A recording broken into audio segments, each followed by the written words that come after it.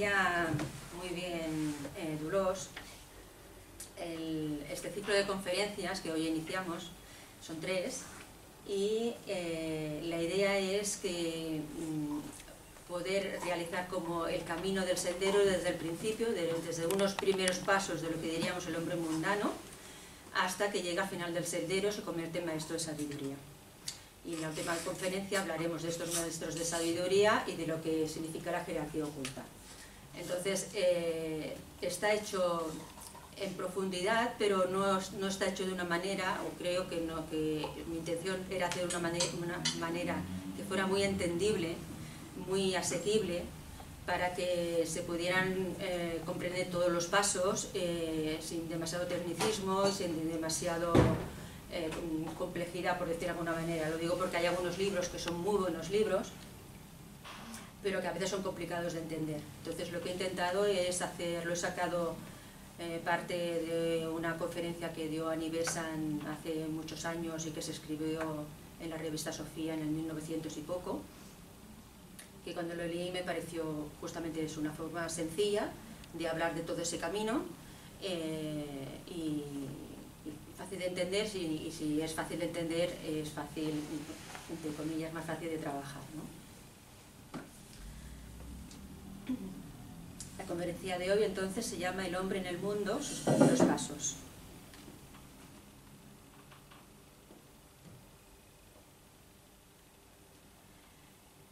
Hay un sendero que conduce a lo que es conocido como iniciación, y por la iniciación a la perfección del hombre. Un sendero que se encuentra en todas las grandes religiones de manera parecida. En las enseñanzas católico-romanas lo hemos podido encontrar o leer como en tres partes, dividido como si fueran en 3 partes. El sendero de purificación o purgativo, el sendero de iluminación o el sendero de unión con la divinidad.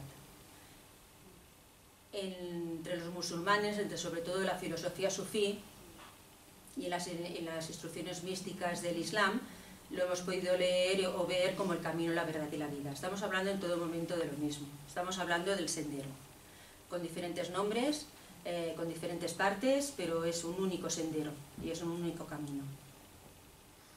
En Oriente, por ejemplo, con el credo del budismo y del hinduismo, también han tratado sobre el sendero con diferente terminología, ¿no? Que precisamente son 2 grandes religiones que han tocado mucho la parte psicológica de la mente humana y todo lo que es la constitución del hombre. Y en todo momento siempre nos hablan de un camino. Por eso no importa, es indiferente, aquí en la teosofía siempre lo hemos dicho, si alguien profesa alguna religión, no es importante ni siquiera si la está profesando o si la profesa de qué tipo de religión es. Porque sea de la que sea,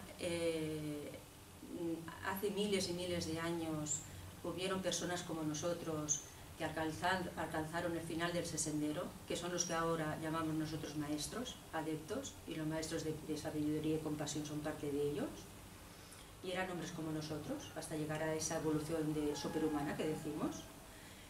Y de aquí miles de años o cientos de años, o no sabemos cada uno cuándo va a llegar. Tiempo es muy relativo cuando estamos hablando de esto, ¿no? Y da lo mismo, no se refiere al tiempo ese tan emergente y que ha de ir tan sumamente deprisa en el día de hoy en día, en la cultura de hoy en día. El tiempo que se necesite, todos vamos a llegar también, todos vamos a llegar a esa raza superhumana, la mayoría cuando acabe este Manvantara. Aunque algunos, y los que no hayan podido llegar a este proceso, los llegarán en otra civilización, en otra raza, en otro Manvantara. Pero todos al fin, la evolución es que evolucionemos todos.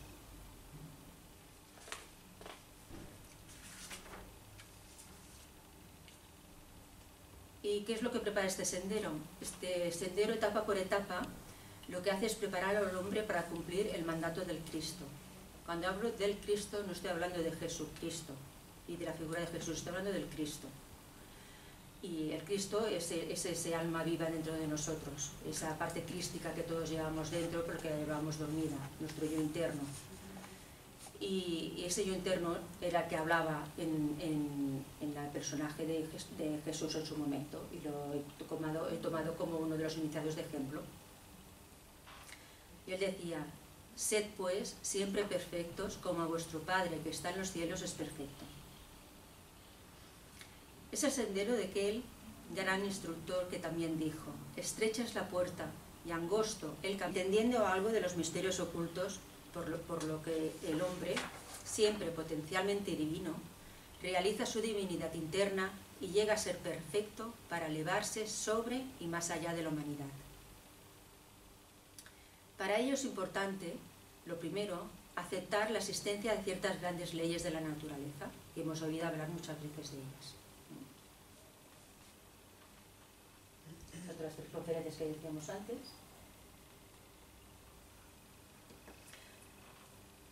Estamos hablando de la ley de la reencarnación, la ley del karma, la verdad, el creer en que existen el sendero y que existen los maestros. Si una persona no se trata de creer, sino no siente que esto es así, tampoco pasa nada, porque la evolución igualmente continúa, aunque la persona no sepa ni la de la existencia ni tan siquiera de estas leyes. Su evolución va a continuar. Pero ¿qué pasa si las conocemos, si las comprendemos? Que entonces podemos trabajar de acuerdo a su mismo cauce, no en contra. Y si trabajamos en conjunto con los poderes de la naturaleza, de estas leyes de la naturaleza, entendiéndolas, pues nuestro camino avanza mucho más rápidamente y seguramente con menos obstáculos. Por eso os decía que no es importante, no es imprescindible que en los primeros pasos el hombre conozca estas leyes de la naturaleza, porque ni va a cambiar estas leyes, ni va a cambiar su creencia, ni la incredulidad sí que la tiene, hasta que realmente no las haya podido comprender desde lo interno. Los hechos, ya sea que los conozcamos o no, continúan siendo los mismos hechos, y como que nos hallamos en el reino de la naturaleza y bajo la orden de la ley, el conocimiento de las leyes de la naturaleza no son esenciales para los pasos que conducen al hombre al sendero, como os decía. Es suficiente que las leyes estén allí y que el hombre inconscientemente permita a esas leyes influir en su vida interior y en su vida exterior. Es suficiente que las leyes existan, aunque el hombre no tenga conocimiento de su existencia. También podemos tener un símil con la luz solar. La luz solar no cesa de calentarnos, aunque no conozcamos nada de la constitución del Sol. Las leyes de la naturaleza están siempre trabajando para la seguridad de la vida humana y para el progreso humano, siempre, independientemente de que las conozcamos o no. Ellas tienen su labor y ellas continúan con su labor. Pero si las conocemos, como decíamos, obtenemos una gran ventaja. Podemos cooperar con ellas, podemos utilizarlas, pero no podremos hacerlo si estamos inmersos en la oscuridad de la ignorancia. Entender las leyes de la naturaleza es ganar el poder de acelerar nuestra evolución, utilizando todas las leyes que abrevian nuestro crecimiento y evitando el funcionamiento de aquellas que pueden retrasarlo o demorarlo. Una de las grandes leyes que envuelven la entera posibilidad de un sendero de perfección humana es el hecho de la reencarnación. ¿Y por qué? Porque nos permite evolucionar gradualmente a través de varias vidas, de muchas vidas. Sería imposible, en las condiciones en las que el ser humano está, poder hacer todo su avance en una sola vida, a excepción de que sea en esa vida lo que haya recogido de muchas otras en el que eso ya lo haya trabajado. Pero eso es la excepción. El hombre que quiera dar los primeros pasos hacia el sendero tiene que haber pasado antes por muchas experiencias y de ellas haber aprendido a escoger lo que está bien y a rechazar lo que está mal. Necesita que su mente haya evolucionado y esté adiestrada. Nuestra mente no está adiestrada. Siempre le hemos dicho que es la loca de la casa, es verdad, va por donde le da la gana. Ya nos cuesta adiestrarla cuando hacemos la meditación. Aquellos de vosotros que hagan meditación, que el intento de la meditación precisamente es enfocarla en una sola cosa para que no vaya libre como ella quiere, ya nos cuesta mucho más cuando acabamos la meditación y nos vamos al día y vamos haciendo nuestros quehaceres del día a día. Pero de todo hemos de aprender a escogerlo bien y lo que está mal. Cuando vamos adiestrando esta mente, igual que nuestro carácter, y vaya este carácter pasando de ser ignorante a ser un hombre cada vez más civilizado, cuando hablo de carácter me estoy refiriendo a lo que llamaría una mejor persona, moralmente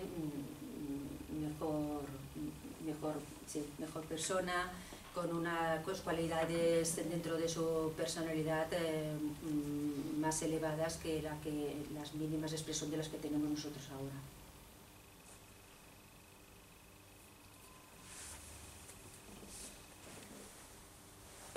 Y aunque el hombre no sepa de la reencarnación, aunque un hombre no haya oído hablar nunca de la reencarnación, él la conoce en su memoria espiritual. Por más que su cerebro físico no pueda todavía haberla reconocido, y su pasado, que es un hecho, le impulsará hacia adelante hasta que espíritu y cerebro estén en plena comunicación y que lo que sea conocido por el hombre interno llegue a ser conocido por la mente concreta. El próximo gran hecho, dado por admitido, puede verse en una sola frase de nuestras escrituras. Aquello que el hombre siembre, aquello también recogerá. Estamos hablando de la ley de causalidad, la ley de acción y reacción, causa y efecto, la ley del karma, por la que la naturaleza trae inevitablemente al hombre los resultados de aquello que ha pensado, de aquello que ha deseado y de aquello que ha ejecutado. Por eso cuando decíamos que si caminábamos de acuerdo a las leyes de la naturaleza, esta ley, por ejemplo, si comprendemos lo que es la ley del karma, en otra conferencia ya lo hemos comentado, comprendemos que lo que nos sucede no es nada más lo que nosotros hemos creado en esta o en otras vidas, indudablemente no nos resultará tan problema como le decimos, ¿no? Se convertirá el problema en más que problema como en una oportunidad, por muy difícil que sea de atravesar. Y también es importante, si conocemos esta ley, pensar que todo lo que estamos haciendo, segundo a segundo, minuto a minuto aquí, todo lo que estamos pensando, todo lo que estamos haciendo, todo lo que estamos sintiendo, está creando nuestro mundo del mañana, de mañana mismo ya, y indudablemente de nuestra vida siguiente. Entonces, claro, si no las conocemos también iremos haciendo lo que podamos, de acuerdo a lo que se nos va presentando, pero si conocemos esta ley, por ejemplo, hay una gran posibilidad aquí de comprender mucho más y avanzar mucho más. El hecho es que hay un sendero y que los hombres lo han hollado antes que nosotros, y que una evolución más rápida es posible.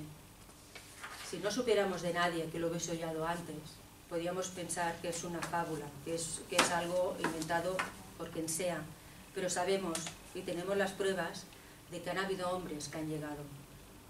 Y esos mismos hombres son los que nos hablan mediante los libros de Blavatsky, los que le hablaban a Blavatsky y ella plasmó sus palabras en los libros.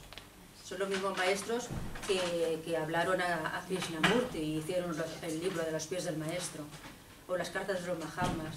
Tenemos la gran suerte que tenemos a esos guías, que si los escuchamos nos van dando las directrices de por dónde tenemos que ir. O sea, no estamos solos, estamos guiados, pero a veces nos da la impresión de que estamos solos, y es porque cerramos completamente todas nuestras antenas y nos negamos a percibir lo que hay, ¿no? O sea, si nos abrimos de alguna manera a la vida, a lo que la vida nos va trayendo, y lo acogemos como lo que toca en ese momento que nos traiga, y lo vivimos con amor, con confianza, con entrega, sea lo que sea, indudablemente vamos a dar pasos agigantados y miraremos atrás y no nos vamos a reconocer.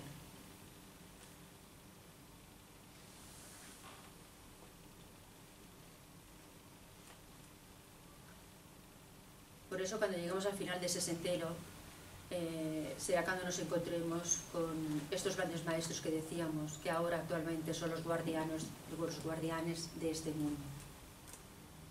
Son los hermanos mayores de nuestra raza, los maestros y los profetas del pasado, ascendiendo a una luz cada vez más deslumbrante, desde el final del sendero para el hombre hasta el gobierno más alto del astro en que vivimos. Porque el otro día lo comentábamos en un grupo de estudio, el karma no solamente es un karma humano. Nosotros vemos en nuestro karma, porque estamos somos humanos y vemos el que nos pertenece a nosotros vivir, ¿no? El de que a cada uno le pertenece vivir. Pero los maestros tienen su karma diferente, nuevamente, muy diferente que el nuestro. El Logos tiene su karma, pero claro, a unos niveles sutiles y espirituales que no podríamos nosotros comprender. Pero toda la manifestación se manifiesta porque tiene su karma, si no, no se manifestaría. Todo lo manifestado tiene una ley por lo que se manifiesta. Y la ley del karma siempre está allí entrelazada, siempre. Todos estos grandes maestros, cuando ya lo veremos también más para adelante, cuando llegan al final del sendero, pueden ya escoger diferentes caminos. Ya lo hablaremos, hay 7 diferentes que se pueden tomar, y esos 7 es ayudar a eliminar karma de un ente mayor. Y luego hay los que se quedan aquí para ayudarnos a nosotros. Pero por eso digo que el karma es una ley tan grande que de alguna manera es la que ayuda a equilibrar no solamente a nosotros, sino a todo el universo.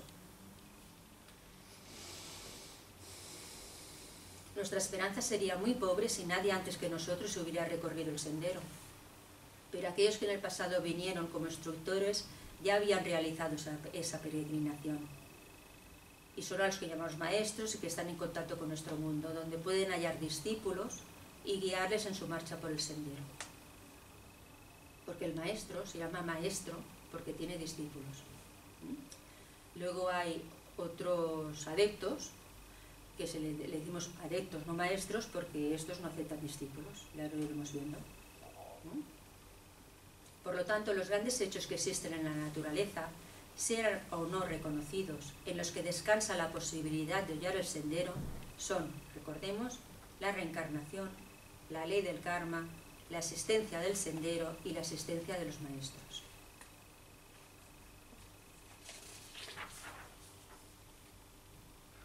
Entonces nos podemos preguntar qué pasos tiene que dar el hombre, o qué pasos está ya dando, porque hay quien ya está realizando parte de estos pasos, está realmente aproximándose a la entrada del principio del sendero. ¿Cómo lo sabemos? Si nos estamos cercanos o no estamos cercanos.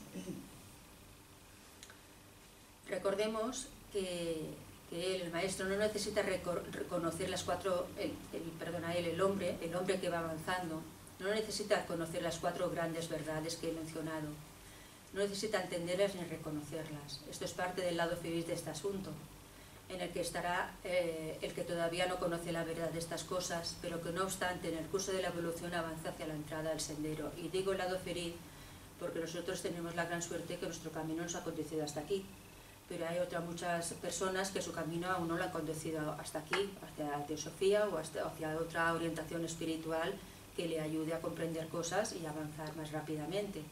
Pero estas personas también evolucionan, o sea, nadie se queda atrasado, lo que pasa que a pasos más pequeños o a diferentes pasos, ¿no? Pero que sigue la evolución hasta con estas personas, hasta con el primitivo de una raza primitiva que aún haya, que para nosotros es aún primitivo, hasta ese primitivo está avanzando, pero claro, el avance y la evolución puede ser muy distinto de unos a otros.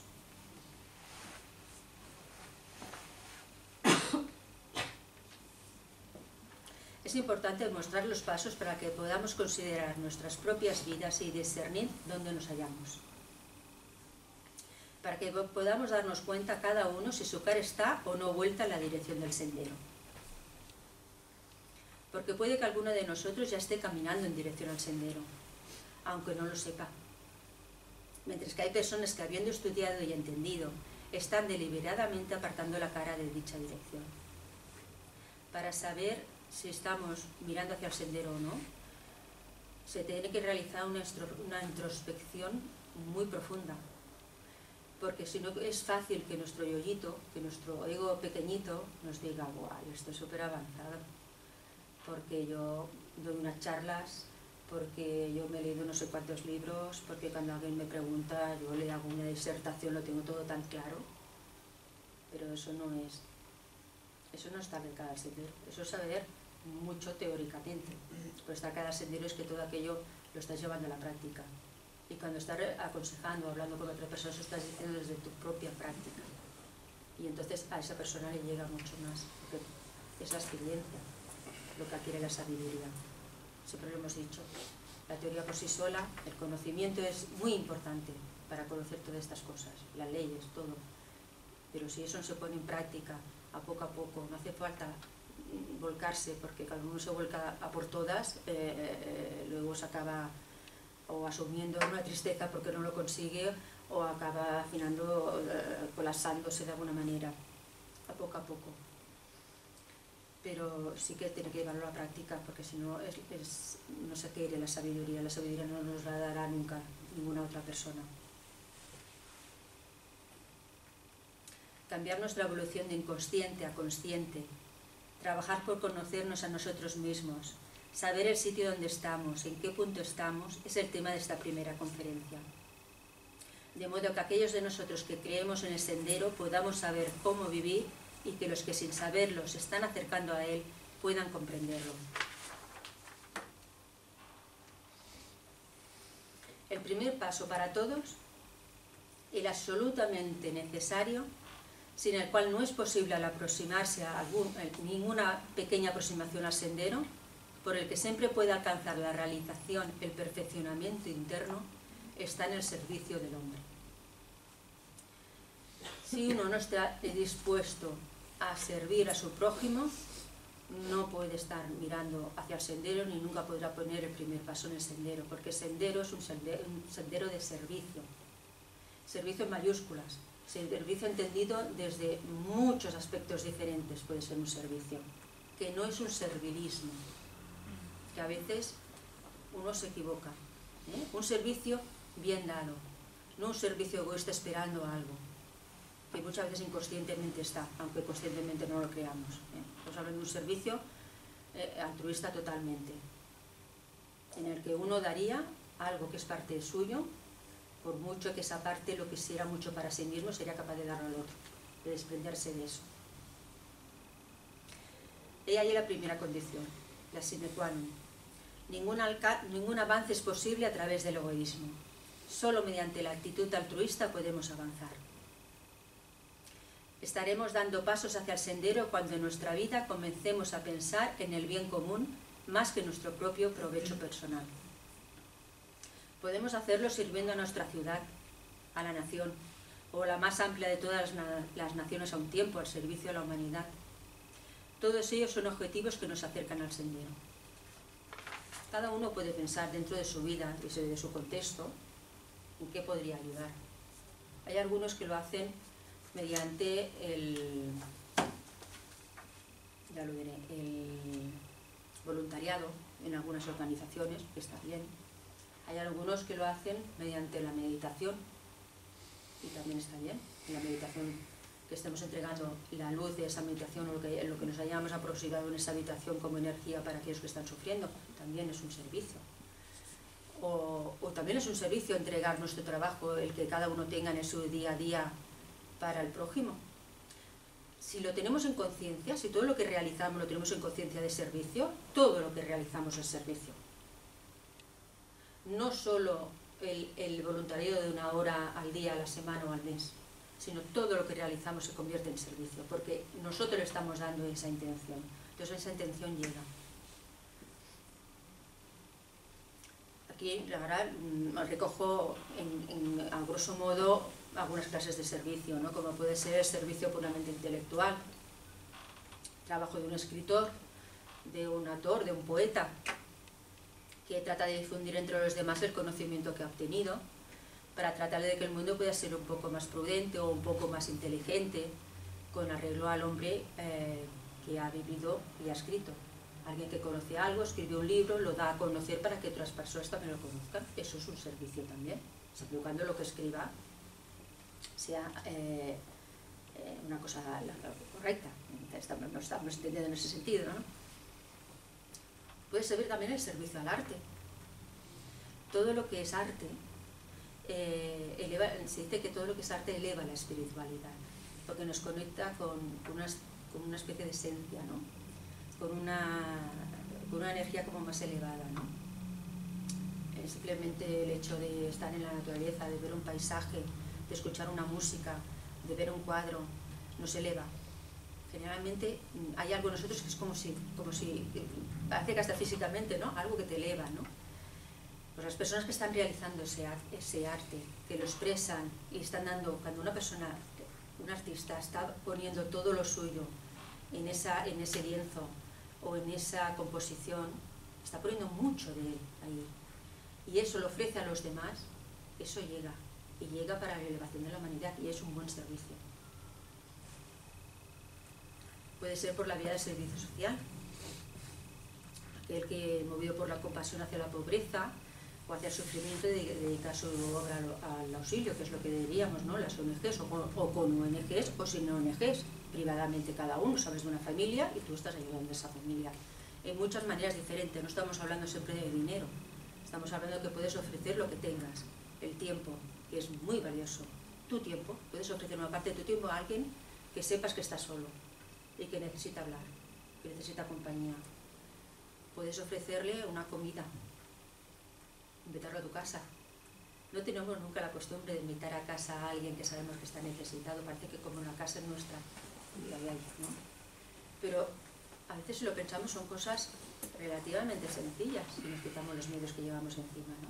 Es decir, que el servicio a veces pensamos en el servicio, sobre todo cuando es tema voluntariado, como en algo de dinero o en ayudar con algo de dinero, y a veces, yo no digo todos, pero muchos de los que entregan dinero, se tenía que ver también la motivación, ¿no? El por qué se entrega ese dinero, ¿no? Porque lo que se guarda, lo que se transforma, es por lo que se hacen las cosas. El motivo es lo que cuenta, no el hecho, ¿no? Entonces es muy importante, cuando hagamos un servicio, el motivo por cuál hacemos ese servicio. Si es para sentirnos más importantes, si es para sentirnos más valorados, si es para salir en la tele, yo qué sé. Entonces ese no es un servicio. No lo estamos dando a nosotros, no lo estamos dando al otro. También está el servicio de los cambios políticos, en que la vida interna y externa de la nación son el objeto del servicio. Ahí hay un gran karma. Los gobernantes. Los gobernantes tienen un papel cuando a un ser humano le toca ser gobernante en una vida, tiene un papel principal muy importante,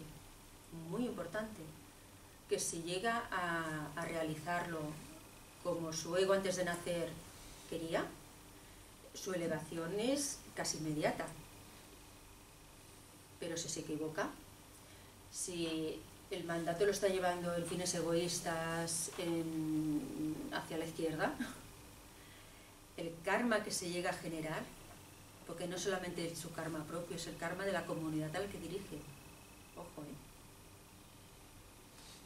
Bueno, estas son cosas que se pueden ir pensando, meditando. También está, ¿por qué no?, el servicio altruista en la sociedad teosófica. Sea ayudando a la propagación de la teosofía y sus 3 objetivos mediante conferencias, o sea trabajando mediante un cargo específico, desde el que es el presidente internacional hasta la persona que se ofrece para limpiar una rama o una sede. Cualquiera de estas personas están haciendo una labor que va mucho más allá de lo que podemos imaginar. Venimos a Teosofía y está genial. Escuchamos las conferencias y muchos de nosotros ya estamos realizando labores dentro de las ramas. Pero tenemos ahí, por ejemplo, un campo donde ayudar enormemente. Decimos, en teosofía todo es altruista. Ningún cargo de la teosofía cobra, ni aquí ni en ninguna nación. Todo se hace completamente altruista. Ni los que dan conferencias cobran por hacer la conferencia, ni el presidente por ser presidente, ni la secretaria por ser secretaria y por el trabajo que realiza. Lo hacemos todos de forma altruista, como lo han hecho siempre todos. Y el que no tiene un cargo y el que no da conferencias también puede realizar servicios. Con cosas tan sencillas como cuando se pide ayuda para vestir la mesa para los grandes eventos, de los 3 eventos que tenemos dentro de la teosofía, de las 3 celebraciones. Pues es un servicio muy bonito, porque le estás dando todo ese cariño mientras que lo estás preparando para una ofrenda y para una celebración, que ahí están inmersos unos seres que no vemos. Pensemos en eso. No son servicios automáticos de poner un mantel, pim pam pum. Observemos eso. Cuando ayudamos, hacemos cosas que me vienen a la cabeza. Cuando hacemos las 2 comidas aquí en la rama, que nos juntamos tantas personas, no es un servicio cualquiera el poner con todo tu cariño y ayudar a poner las mesas para tus hermanos. Es que son grandes cosas, aunque parezcamos que sean minucias. Porque yo siempre he pensado que hagamos lo que hagamos, por muy pequeño que sea, si lo estamos haciendo con cariño y con verdadero cariño desde dentro, con verdadero amor, eso se impregna de lo que estamos haciendo. Y el otro, cuando lo va a recibir, el otro que se sienta en esa mesa, el otro que viene a esa celebración, eso lo nota. Y eso se impregna, se queda en el ambiente.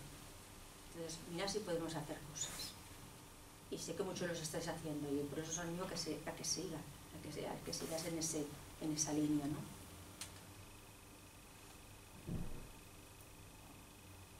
Decíamos que elijamos pues qué camino preferimos cada uno conforme a nuestras capacidades y oportunidades.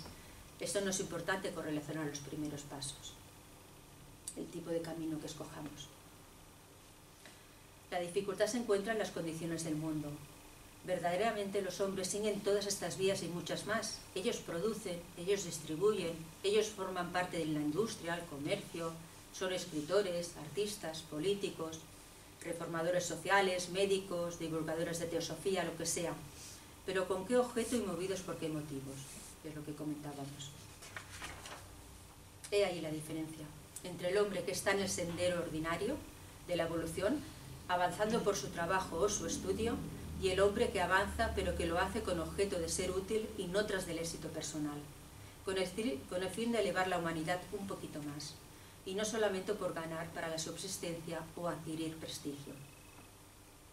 No se trata de menospreciar a aquellos que trabajan meramente por objetos ordinariamente mundanos. No se trata de que ahora a las personas, si conocemos a personas que lo hacen así, digamos, lo tengamos como un hermano menor, por decir de alguna manera, ¿no? No, ellos están en ese punto y tendrán que vivir ese punto, porque posiblemente nosotros en algún otro momento también hemos pasado por ahí. Y en alguna parte seguro que aún estamos por ahí, en el tema más mundano. Y es una parte, pasar por todo lo mundano y antes de que uno siente esa aspiración más espiritual, es necesario para la evolución, porque si no, no habría evolución. Se necesita algo de donde partir, algo que en algún momento se acaba convirtiendo en algo que no te satisface. Por lo tanto, todos hemos partido de un sitio similar. ¿Cómo desenvolvería el hombre su mente? ¿Cómo refrenaría sus emociones? ¿Cómo se desarrollaría, ni aun físicamente, si no experimentara los caminos del mundo y se esforzara por alcanzar éxito en ellos? Aunque esa fuerza de carácter la esté utilizando ahora para un objetivo que no es el adecuado, pero está trabajando la fuerza de carácter. En el camino espiritual, los débiles no tienen sitio. Lo habréis oído escuchar muchas veces. Se necesita gente con carácter, porque si no, cuando sale un contratiempo, te vienes abajo. Entonces, aunque uno haya cultivado el carácter en un oficio, en un servicio, que al principio no haya sido el adecuado, como mínimo está cultivando ese carácter para cuando se ponga en el camino correcto, tendrá la suficiente fuerza como para conseguir saltar todos aquellos obstáculos, transformar todos aquellos obstáculos cuando vengan.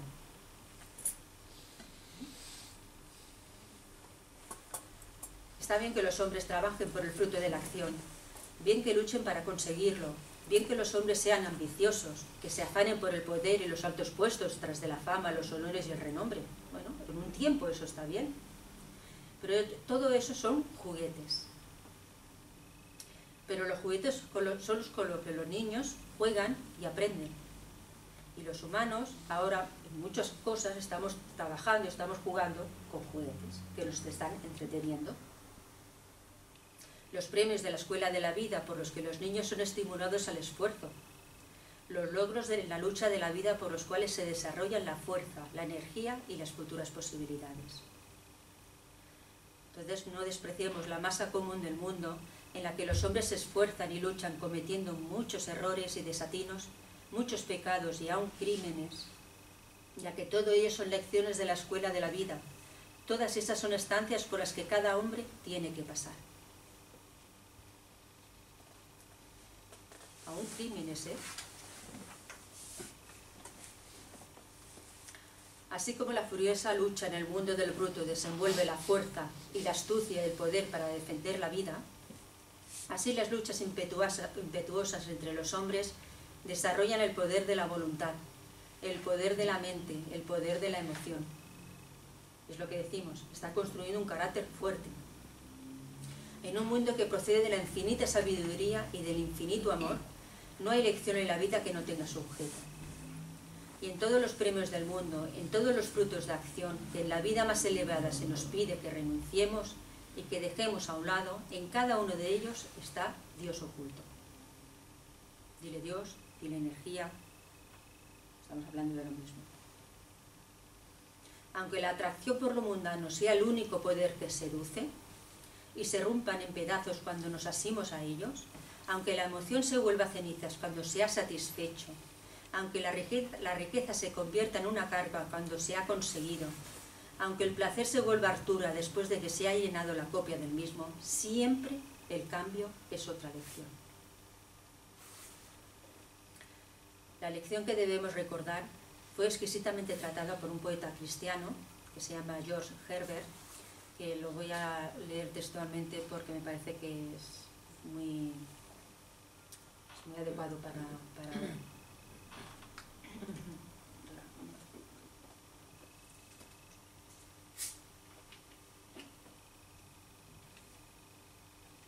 dice: cuando Dios hizo el primer hombre, teniendo un vaso lleno de bienes ante sí, derramemos, dijo, en él todo lo que podamos, concentremos en él todas las riquezas que se hayan esparcido por el mundo. El poder fue lo primero que salió. Siguió luego la belleza, la sabiduría, el honor, el placer. Cuando casi todo estuvo fuera, Dios se detuvo, al percibir que de todo su tesoro, solo la tranquilidad quedaba en el fondo del vaso.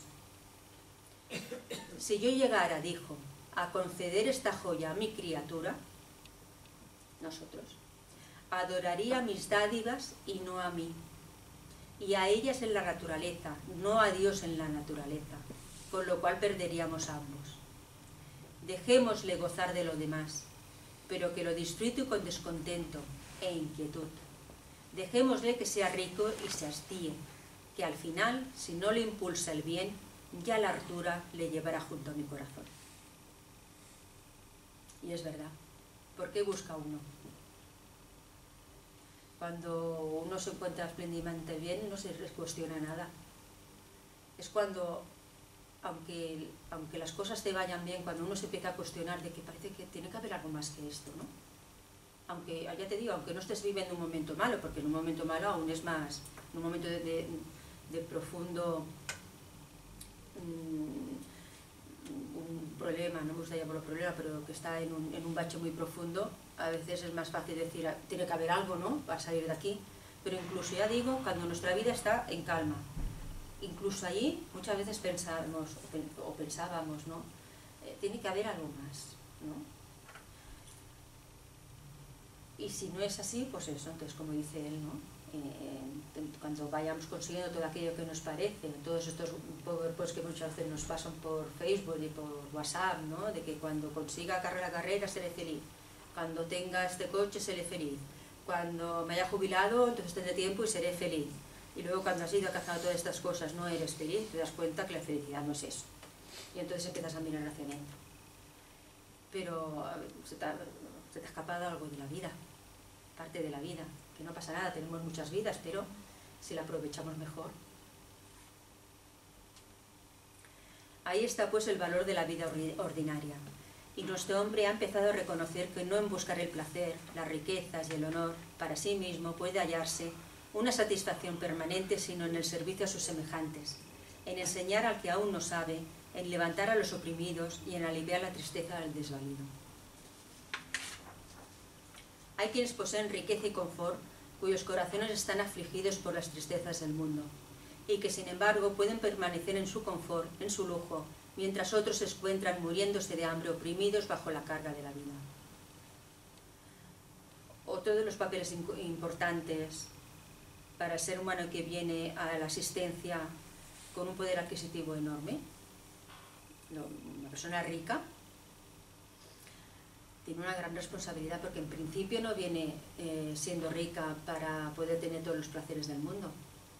Una persona está estudiado que si viene con una serie de riquezas es para poderlas precisamente repartir de una manera equitativa a las personas o a las entidades que él conozca o que tenga a su alrededor. Es para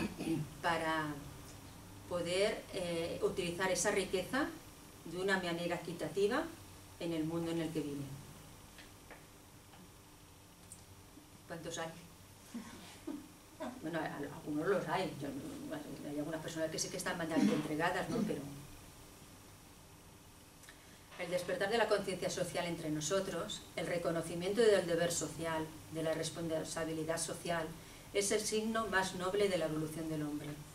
Una prueba de la nueva raza que vendrá, que mostrará simpatía en vez de indiferencia, compasión en vez de competencia, como norma para la vida externa del hombre. Y a medida que esto crezca y se extienda más y más, los hombres darán estos pasos por anticipado. Nosotros aún estamos en el Kamamanas, estamos en el momento de la raza más denso, pero ya saliendo. Entonces, claro, indudablemente en la próxima raza, las personas, no quiero decir que lo tengan más fácil, pero habrán salido, no estarán tan inmersos en la materia como estamos inmersos nosotros en la materia y en los deseos. Pero tenemos que estar trabajando para poder dejar ese kamas, que es el deseo, y poder ir cada vez más hacia los niveles más del kama, que es la mente pasando de la mente concreta a la mente un poco más sutil, ¿no? Ese es nuestro trabajo en esta humanidad, ese es el trabajo que nos toca realizar. Pero esto solamente puede ser por un impulso, que os lo decía al principio de la conferencia, por un impulso vigoroso. No con el pasajero sentimiento de compasión que a veces nos mueve a desprendernos de algo superfluo, que eso no es fácil. Si es superfluo, es fácil desprendernos de ello. Pero entonces a lo mejor no prescindimos de ciertos lujos a los que tenemos para que otros atiendan las necesidades de la vida. O sea, prescindir de algo con lo que estamos muy apegados, eso sí que es un buen paso. Prescindir de algo que tanto nos da, pues eso no tiene... Mucho más que eso se pide de nosotros, de los que deseamos dirigirnos hacia la entrada del sendero. Debemos prodigarnos nosotros mismos, darnos nosotros, y no solo lo que poseemos, que en esto hay una inmensa diferencia. Debemos sentir la tristeza de los otros, como sentimos nuestra propia pena. Sentir la pena de los demás como la sentimos cuando taladra nuestro corazón. Sentirnos aguijoneados por un irresistible deseo de acción que nos impulsa a lo largo del sendero del servicio, de modo que no podamos rehusar ni negarnos a seguirlo. Que sea tan grande ese impulso que traspase la mente. Que sea un impulso del corazón con discernimiento. No estoy hablando de un impulso hecho de corazón, pim pam, y lo primero que salga. Estoy hablando de un corazón, no el corazón humano sentimentalista. Estoy hablando del corazón etérico, de aquel corazón que sabe, ese corazón que sí que sabe, que nos da ese amor incondicional, no el amor que entendemos normalmente. Cuando ese impulso salga y lo seguimos, de alguna manera ha saltado la mente. Hay quienes ya son así, son seres que no descansan. Para ellos eso no es hacer sacrificio, se ha convertido ya en parte de sí mismo. Las cosas a las que el mundo llama sacrificios constituyen sus delicias. Gozan prodigándose por sí mismos. Es solo un sacrificio en el sentido de que la vida espiritual está siempre consagrada a los demás. Pero esto no es goce es goce y no tristeza, delicia y no sufrimiento. Es involuntariamente casi como una necesidad de la vida. En ellos es donde vemos una pasión por vivir, donde vemos esa complacencia de renunciar a todo para que otros puedan ser más felices, donde vemos gentes pensando siempre en lo que pueden hacer para ayudar, lo que pueden hacer para servir a quien está más cerca de ellos, a quien puedan prestarle ayuda. Puede ser en el círculo de la familia o más extenso, pero a veces vemos lo que pasa muy lejano y queremos transformar aquello, y a lo mejor a nuestro alrededor, tal y como está la sociedad ahora aquí, Cataluña, en España, tenemos tanta gente alrededor que no estamos viendo porque estamos siempre mirándonos para allá, y quizás si mirábamos más para el lado de lo que tenemos alrededor, veríamos las necesidades que hay, y a esas necesidades que se nos salen a nuestro camino son a las que nosotros tenemos que atender, que por eso nos sale en nuestro camino. Aquellas que están muy lejos, y tenemos que empezar en ellas y mandarles muchos buenos pensamientos y todo lo que queráis, no digo que no, pero si tú te ayudas a este de aquí, estás ayudando a parte de aquel de allí, porque si todos somos uno, se está impregnando de energía todo.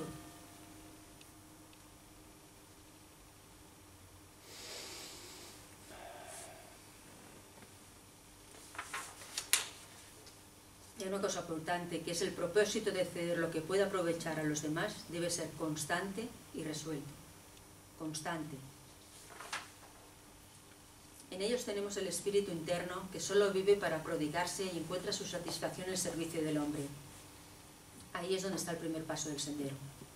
Y donde veamos eso, la persona se está acercando al sendero, por más que ella no haya oído jamás hablar de él.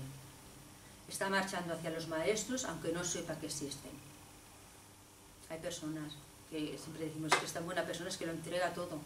No se guarda nada para ella, siempre está, cuando a uno les pido algo, ya está siempre dispuesta. A lo mejor no sabe ni de teosofía, ni ha leído libros, ni a lo mejor ni tan siquiera sabe leer, pero pues, a lo mejor está más cerca, mucho más cerca de los maestros que estamos nosotros aquí.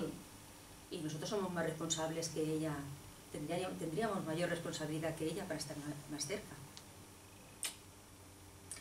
Hay todavía algunos que están en el crepúsculo de la incredulidad, de la vida espiritual, y se hallan más cerca de la entrada del sendero que muchos que se llaman religiosos, que conocen la teoría de la religión pero que no siguen sus prácticas. En este tipo de servicio no hay ninguna recompensa, no se habla de goces del cielo, no se habla de que el que tiene piedad del pobre presta al Señor y que lo que le presta le será pagado. No hay nada, se te devuelve evolución, tú entregas y se te devuelve lo que tú entregas. Lo que pasa es que el goce que da la entrega, te entrega por triplicado. En la vida del incrédulo se sacrifica esto por el hombre sin tener recompensa donde mirar, ni devolución que esperar de las riquezas que prodiga. Y en esto, él alcanza la perfección del sacrificio del amor a sí mismo, que muchos fervorosos cristianos, budistas e hindúes le envidiarían por su profunda realización de la vida verdad. Aprendamos pues que el sendero que se pide es aquel servicio altruista que da todo y no pide nada a cambio. Y si encontramos que en nosotros es una necesidad de nuestra naturaleza, no una elección, sino un insuperable impulso, podemos estar seguros de que somos uno de los hombres del mundo que dan los primeros pasos hacia ese sendero. Ese es el primer paso y más vital. Y luego hay un segundo paso. El hombre llega a estar poseído por un ideal de tal manera que ningún argumento ni provecho personal, ni ninguna de las razones que ordinariamente influyen en los hombres pueden retraerle de seguir aquel ideal. Aquel hombre se encuentra caminando también cerca del sendero. Puede ser por un camino o por el otro. A veces los dos van unidos. El gran psicólogo indio Patanjali, que escribió ciertos axiomas del yoga, ¿sabes? El Yoga Sutras de Patanjali, describió en esto las estancias de la vida del hombre a través de las cuales pasa la mente humana. Él decía que hay el estado de mariposa, el estado de niño en el que la mente revolotea de una cosa a otra, como la mariposa sobre las flores, tomando un poco de miel aquí y allí, y siempre cambiando los objetos que le rodean, buscando placer, diversión, delicias por todas partes. Aquella mente mariposa, decía, está lejos del yoga. Hablando como yoga, la acción espiritual, lo que es la vida espiritual. Luego está la mente joven, que como decía Patanjali, la mente que es impulsiva bajo el influjo de las emociones, lanzándose por donde quiera como si estuviese poseída tan pronto por una idea como por otra. Más fija que la mente mariposa, pero variando siempre en dirección. Esta, decía él, también está lejos del yoga. Y hay además el estado en que la mente llega a estar poseída por una idea, obsesionada si queréis, pero tan amarrada y sujeta a ella que nada puede apartar al hombre de seguirla. Ahora bien, si esa idea es un verdadero ideal dirigido al servicio del hombre, de acuerdo con la ley natural, el poseedor de esa idea está cerca de la entrada del sendero. No olvidemos que la idea fija puede ser la fija idea del alienado, pero entonces es un falso ideal, no es verdadero. ¿Sabes lo que es el alienado, no? Es como las ovejas que todas se siguen unas a otras. Estaría en desacuerdo con las leyes de la naturaleza, no estaría acorde ni en armonía con la ley de la evolución, que es la ley del progreso. Entonces no estamos hablando de ese ideal, estamos hablando del ideal interno. Pero estudiando al maniático con su idea fija, podemos atisbar lo que significa lo que llamamos estar un hombre poseído por un ideal. Esto lo vemos en los apasionados, en los héroes, en los mártires, y así es un mártir el hombre que muere antes de decir que lo que él cree es una mentira. No implica para ello que él esté en la verdad o en el error. Puede que esté en el error, pero él lo cree firmemente que eso es así. Muchos hombres, sabemos en la historia, que muchos hombres han sido martirizados por mantener la verdad, lo que ellos consideran que era la verdad, martirizados y asesinados. Cuando un hombre cree una cosa de tal manera que le es más fácil morir que negar su verdad, el hombre merece el título de mártir. Y la corona del martirio es un reconocimiento ulterior de la verdad. Es la actitud del hombre lo que importa. Cuando se encuentran gentes tan poseídas de una idea que ningún argumento en el mundo basta para separarles de ellas, se está acercando al portal del sendero, porque los errores del cerebro pueden ser corregidos rápidamente, casi en un momento, pero el fundamento, heroísmo, devoción y propio sacrificio es la obra de muchas vidas de vigoroso esfuerzo. Este ideal del que está hablando no es un ideal mundano de acabar de hacer esto, acabar de hacer lo otro. Está hablando de un ideal que indudablemente ha tenido que ser, no surge en una sola vida.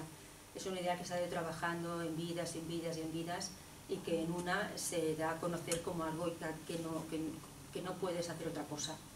Que todo tu ser te pide que es eso, que no hay nada más, no puedes realizar nada más. La acción externa es la expresión de algún pensamiento pasado, de alguna pasada emoción. El motivo para la acción es todo lo que interesa. Por tanto, si miramos el mundo a nuestro alrededor, no juzguemos de la dignidad de un hombre por sus actos, sino por sus pensamientos, por la voluntad, no por la emoción. Estas son las cosas que perduran, las acciones pasan muy rápido. Porque la ley oculta juzga el motivo, no juzga la acción. Y el karma juzga el motivo. Por eso debemos de estudiar más los motivos que nos llevan a hacer algo que los actos en sí.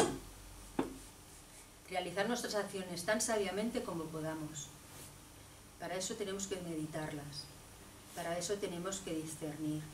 Tomarnos nuestro tiempo cuando tengamos que decidir cosas que sean importantes. Entonces seguro que los resultados serán mucho más óptimos. O como mínimo estarán más de acuerdo a lo que nuestro interior nos dice o nos pacta, ¿no? Por eso nos dice, tengamos cuidado de que los ojos no examinen la cara externa, sino el corazón del hombre. Apliquemos un juicio más recto que el que realiza el resto del mundo, cuando estemos mirando a otro. Entreguémonos por completo al servicio de los demás sin reservas. Ayudemos donde quiera que sea posible hacerlo. Trabajemos donde quiera que veamos para ello la oportunidad. Consagrémonos a algún gran ideal y sigámoslo a través de la niebla o de la luz del sol, en la tempestad como en la calma. Y cuando las vidas que dejamos atrás lleguen a florecer en esta, con tales flores de servicio, de heroísmo, de devoción, entonces hasta los hombres del mundo, como en realidad somos nosotros, quizás desconociendo las cosas de las que hemos hablado, no sabiendo nada de la existencia de los maestros, de la gloria del mundo oculto, estaremos comenzando a dar los primeros pasos que nos llevarán al principio del camino del sendero. Y es entonces cuando inevitablemente nos hará empezar a buscar al Maestro. Cuando estamos ya al principio del sendero, a partir de ahí necesitaremos una ayuda. A partir de ahí habremos conseguido muchísimas cosas, habremos conseguido regular nuestro carácter, habremos dejado muchos apegos detrás. Todo lo más burdo ya estará olvidado. Tendremos una entrega muchísimo más grande de la que podemos estar teniendo hoy en día. Pero para crecer a partir de allí necesitaremos un guía. Y entonces empezaremos a buscar al Maestro. Porque por eso sea alguien que ya está cercano, ya tendrá una especie como de llamada interna a que necesita un guía. Aunque nosotros nunca lo encontraremos a él. Cuando llegue este momento será él el que nos haya a nosotros. A la que cuando nosotros empecemos a buscarlo, él ya hace mucho más tiempo que nos está observando. Cuando nosotros estamos trabajando nuestro carácter y nuestras acciones, nuestros pensamientos, lo que decimos, cómo lo decimos, etc., como un buen servicio, es como si, Tarragó muchas veces nos lo ha dicho, ya lo decía Sadurní en su tiempo, es como si cada uno de nosotros fuera una llamita, ¿no?, de una vela, y cuando uno empieza a trabajarse más con un ímpetu y con un esfuerzo y con una idea más fija, ¿no?, esa llamita crece un poquito más y el maestro la ve, los maestros la ven y dicen, ay, mira, aquí hay uno que se está trabajando, que se está esforzando, vamos a verte, ¿no? Y entonces empiezan a observar. Entonces cuando nosotros llegamos a ese punto, él hace ya tiempo que nos está observando. Aunque sea necesario el buscarle en este mundo, aunque el acuerdo entre el cerebro y el corazón sea aquí necesario y debe ser dirigido a la búsqueda de aquel cuyo discípulo se desea ser, tengamos presente que el Maestro está junto a nosotros desde mucho antes que lo busquemos. El Maestro está vigilando mientras estamos todavía observando con nuestros ojos, mientras que pensamos que estamos solos, sirviendo al hombre, mientras que pensamos que estamos solos ayudando a los que sufren, a los ignorantes. No quiere decir con esto que el Maestro esté aquí al lado. El Maestro está en unas esferas de conciencia que no las podemos ni imaginar con nuestra mente, pero tiene sus mecanismos. Hay toda una jerarquía de diferentes órdenes, ¿no?, y tiene sus mecanismos que en la tercera conferencia ya los hablaremos, llegado el caso, y nos ven en cuerpo astral, tienen nuestro cuerpo astral ahí y van viendo cómo son nuestras emociones, cómo nos vamos comportando, cómo son nuestros pensamientos, y lo sabe más que nosotros, porque nos ve internamente. Y entonces sabe si es algo momentáneo o si es algo que realmente estamos dispuestos a llegar a ser discípulos y lo que eso requiere, ¿no?, de fortaleza y de empeño, ¿no? Con el más elevado servicio se formula el juicio de los grandes seres y es pronunciada su sentencia, aunque nosotros no la conozcamos. Y dice: tanto como hicieres con el más pequeño de estos hermanos míos, lo habréis hecho conmigo. Y me gustaría acabar esta conferencia con un relato que seguro que habéis escuchado miles de veces, pero que me parece muy representativo para lo que hemos estado hablando hoy. Que dice: una noche soñé que caminaba por la playa con Dios. Durante la caminata muchas escenas de mi vida se iban proyectando en la pantalla del cielo. Con cada escena que pasaba notaba que unas huellas de pies se formaban en la arena. Unas eran las mías, las otras eran de Dios. A veces aparecían 2 pares de huellas y a veces un solo par. Esto me preocupó mucho porque pude notar que durante las escenas que reflejaban las etapas más tristes de mi vida, cuando me sentía apenado, angustiado y derrotado, solamente había un par de huellas en la arena. Entonces le dije a Dios: Señor, tú me prometiste que si te seguía siempre caminarías a mi lado. Sin embargo, he notado que en los momentos más difíciles de mi vida había solo un par de huellas en la arena. ¿Por qué cuando más te necesité no caminaste a mi lado? Entonces él le respondió, querido hijo, yo te amo infinitamente y jamás te abandonaría en los momentos difíciles. Cuando viste en la arena solo un par de pisadas, es porque yo te cargaba en mis brazos. Esto quiere decir que nunca estamos solos. Muchas gracias.